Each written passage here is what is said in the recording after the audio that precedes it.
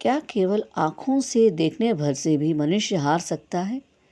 क्या केवल एक आवाज़, एक स्वाद, एक दृश्य या एक छोटी सी इच्छा हमारी पूरी ज़िंदगी की दिशा बदल सकती है? यदि आपका उत्तर नहीं है, तो आज भगवान श्री कृष्ण आपको ऐसा सत्य बताने वाले हैं जिसे जानकर आप अपने मन को बिल्कुल नए दृष्टिकोण से देखेंगे। कल्पना कीजिए, दो व्यक्ति एक ही संसार में रहते हैं। दोनों वही देखते हैं, वही सुनते हैं, वही परिस्थितियों का सामना करते हैं।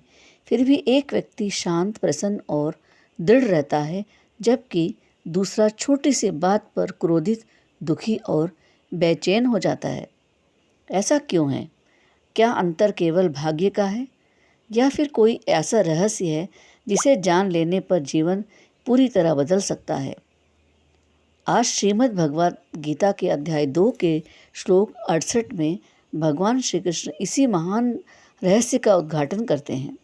यदि आप चाहते हैं कि आपका मन परिस्थितियों का दास नहीं बल्कि आपका सबसे बड़ा मित्र बन जाए, तो इस वीडियो को अंत तक अवश्य देखें। हो सकता है आज का यह श्लोक आपकी सोच, आपके निर्णय और आपके पूरे जीवन की दिशा बदल दे। आइए श्रद्धा और भगवान के दिव्य वचनों के साथ हम इसे श्रवण करते हैं। तस्मादस्य महाबाहो निगृहीतानि सर्वशः इन्द्रियाणीन्द्रियार्थेभ्यस्तस्य प्रज्ञा प्रतिष्ठता। हे महाबाहु अर्जुन, इसलिए जिस मनुष्य की सभी इंद्रियां अपने अपने विषयों से पूर्णतः संयमित रहती हैं, इसकी बुद्धि स्थिर रहती है, ऐसा व्यक्ति परिस्थितियों से नहीं डगमगाता, बल्कि विवेक और आत्मज्ञान के आधार पर जीवन जीता है। पिछले श्लोक से क्या संबंध है? पिछले श्लोक में भगवान श्री कृष्ण ने एक अत्यंत प्रभावशाली उपमा दी थी।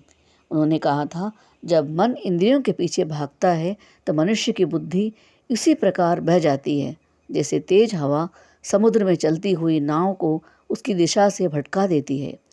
वहाँ भगवान ने समस्या बताई थी। आज के श्लोक में वे समाधान बता रहे हैं। यदि मन इंद्रियों के पीछे भागेगा तो बुद्धि विचलित होगी, लेकिन यही इंद्रियां संयमित होगी तो बुद्धि स्थिर रहेगी। यही कारण है श्लोक नंबर 68 और 67 का स्वाभाविक अत्यंत महत्वपूर्ण अलग और अगला चरण है। भगवान श्री कृष्ण महाबाहो क्यों कहते हैं?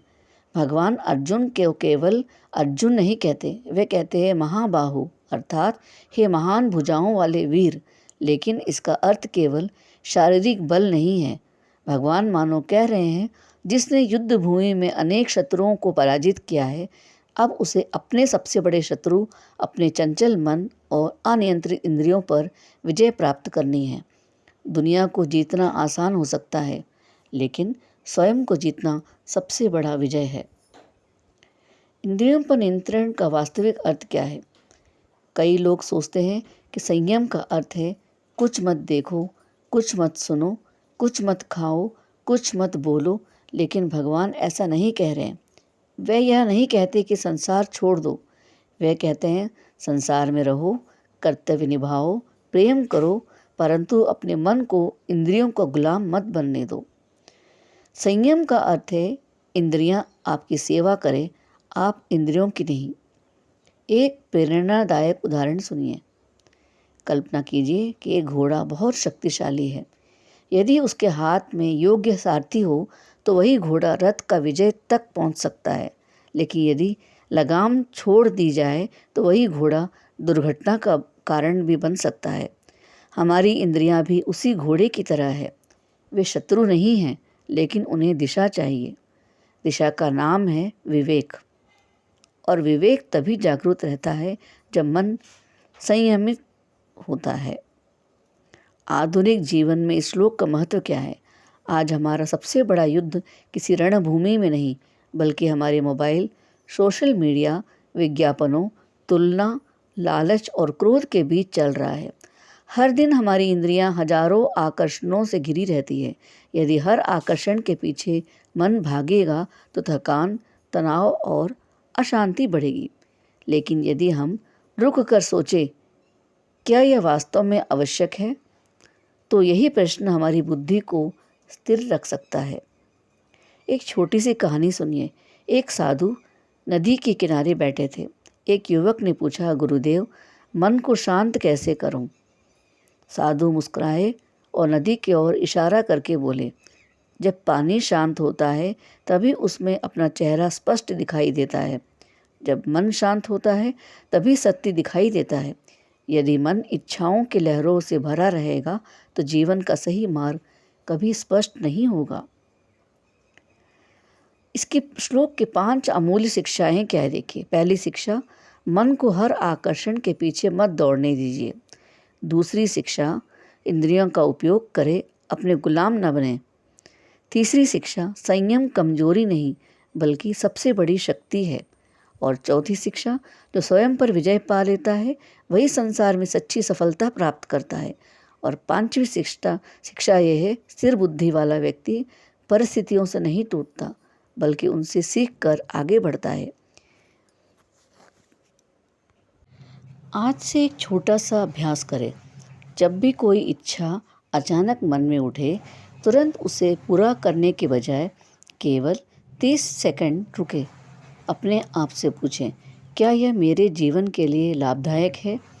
यही छोटा सा विराम आपकी बुद्धि को मजबूत करेगा। धीरे धीरे मन आपका मित्र बनने लगेगा। इसका निष्कर्ष क्या है?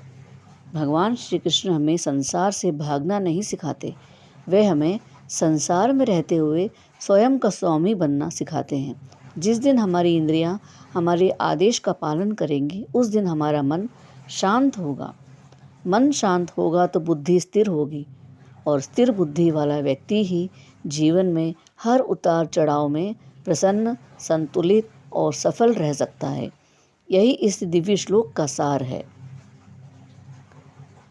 यदि आज भगवान श्री कृष्ण के इस दिव्य संदेश ने आपके हृदय का स्पर्श किया है, तो इस वीडियो को केवल एक वीडियो समझकर आगे ना बढ़ जाए। इसे अपने जीवन में उतारने का एक छोटा सा संकल्प लें। कमेंट में अवश्य लिखें, मैं अपने मन का स्वामी बनूंगा, या जय श्री कृष्णा। आपकी एक पंक्ति न केवल आपके संकल्प की शुरुआत होगी बल्कि हजारों अन्य लोगों को भी प्रेरित करेगी। यदि आप श्रीमद् भगवद गीता के प्रत्येक श्लोक का सरल, गहन और जीवन बदल देने वाला अर्थ सुनना चाहते हैं तो हमारे चैनल को सब्सक्राइब करें और नोटिफिकेशन बेल अवश्य दबाएं। अगले वीडियो में हम अध्याय 2 के श्लोक 69 का अद्भुत रहस्य जानेंगे, जहां भगवान श्री कृष्ण बताएंगे कि जिस अवस्था को संसार अंधकार समझता है वही ज्ञानी के लिए प्रकाश क्यों बन जाती है। तब तक याद रखिए, जो स्वयं पर विजय प्राप्त कर लेता है उसे संसार की कोई भी चुनौती पराजित नहीं कर सकती। राधे राधे दोस्तों, जय श्री कृष्ण, जय श्री भगवद गीता।